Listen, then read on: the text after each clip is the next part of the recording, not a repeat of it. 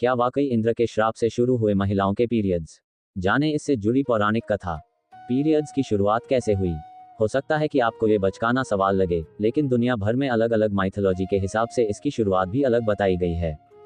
भारत में पीरियड्स को अशुद्ध माना जाता है, लेकिन दुनिया के कई कल्चर ऐसे हैं जहां इसे फीमेल पावर का एक तरीका समझा जाता है। दुनिया में कई धर्म हैं और उनमें से कई मेंस्ट्रुएशन को अलग अलग तरह से डिफाइन करते हैं। आज हम आपको मेंस्ट्रुएशन से जुड़ी माइथोलॉजिकल स्टोरीज बताने जा रहे हैं। इनमें हिंदू पौराणिक कथाएं भी शामिल होंगी जहां महिलाओं को श्रापित समझा जाता है। इंद्र का श्राप बना पीरियड्स का कारण। हिंदू माइथोलॉजी। हिंदू पौराणिक कथाओं के अनुसार इंद्र के श्राप के कारण महिलाओं को पीरियड्स होते हैं। इसके बारे में ज्योतिष एक्सपर्ट डॉक्टर राधाकांत वत्स ने हर जिंदगी को विस्तार से बताया है। उनके मुताबिक भागवत पुराण के अनुसार में इंद्र देव ने एक ब्राह्मण की हत्या की थी। स्वर्ग पर असुरों ने विजय प्राप्त कर ली थी और उस वक्त इंद्र मदद के लिए ब्रह्मदेव के पास गए थे। ब्रह्मदेव ने उन्हें एक अन्य ब्राह्मण के पास जाने का मार्ग दिखाया।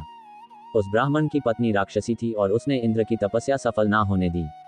इससे क्रोधित होकर इंद्र देव ने ब्राह्मण और उसकी पत्नी दोनों को मार दिया। मारने के बाद इंद्र को यह एहसास हुआ कि उन्होंने एक ब्राह्मण की हत्या की है, जिससे उन्हें पाप लगा है। इसे जरूर पढ़े जाने दुनिया में पीरियड से जुड़े रीति रिवाजों के बारे में। इसका उपाय जानने के लिए जब वो ब्रह्मा के पास गए तब उन्होंने कहा कि इंद्र को अपने पाप को कई हिस्सों में बांटना होगा, जिससे उनका पाप कम हो जाए। ऐसे में धरती, पेड़, जल और महिला को उन्होंने पाप का भागीदार बनाया। यही कारण है कि महिलाओं को पीरियड्स होने लगे। चांद की वजह से होते हैं periods. Greek mythology. Greek mythology के मुताबिक 3 देवियां आर्टेमिस, एथेना और हेस्टिया। आर्टेमिस, अथीना, हेस्टिया इसकी जिम्मेदार हैं। ये तीनों मेंस्ट्रुएशन, शारीरिक रचना और शादी के लिए पूजी जाती हैं। हालांकि इसका जिम्मेदार चांद माना जाता है। मेंस्ट्रुअल ब्लीडिंग को चांद के आकार बदलने से जोड़ा जाता था, जिस तरह से लूनर साइकिल और ज्वार भाटा होते हैं।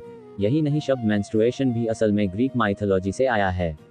मेंस्ट्रुएशन में लैटिन मेंसिस शब्द को लिया गया है, जिसका अर्थ है महीना, और दूसरा ग्रीक शब्द मेने, जिसका अर्थ है चांद। ग्रीक माइथोलॉजी के अनुसार मेंस्ट्रुएशन के दौरान महिलाओं को स्पिरिचुअल और मेंटल पावर मिलती है। इस दौरान उन्हें सबसे ज्यादा मजबूत माना जाता है। पीरियड से महिलाएं होती हैं शुद्ध। Roman mythology.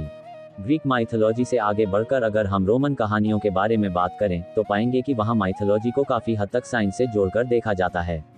माना जाता है कि मेंस्ट्रुएशन की वजह से महिलाओं के शरीर से बहुत ज्यादा फ्लूइड निकल जाता है।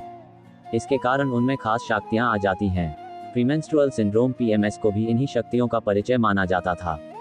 इसे जरूर पढ़ें। इस राज्य में पीरियड्स के दौरान महिलाएं सोती हैं गायों के बीच। दैत्य के कारण शुरू हुए पीरियड्स। Zoroastrian mythology. पारसी धर्म का उद्गम जोरास्ट्रियन धर्म से ही हुआ है। इस कथा के अनुसार मेंस्ट्रुएशन का संबंध दुष्ट देव आर्यमन से है। अच्छे देव ओहर मज्द ओमसीडीक ने ब्रह्मांड की रचना की और उसके तुरंत बाद हरिमन ने उसे अटैक कर दिया। इसके बाद 3000 साल तक उसे हार का असर झेलना पड़ा। कई दैत्यों ने उसे जगाने की कोशिश की, लेकिन सफल सिर्फ गेह हुई। गेह ने कहा कि वो संसार के सभी भले लोगों को बुरा बना सकती है। इसके बाद हरिमन ने गेह के माथे को चूमा और उसके बाद उसके अंदर अशुद्ध खून की रचना हुई। जोरास्ट्रियन कथाओं में उसे ही पहली महिला माना जाता है जिसे पीरियड्स हुए थे।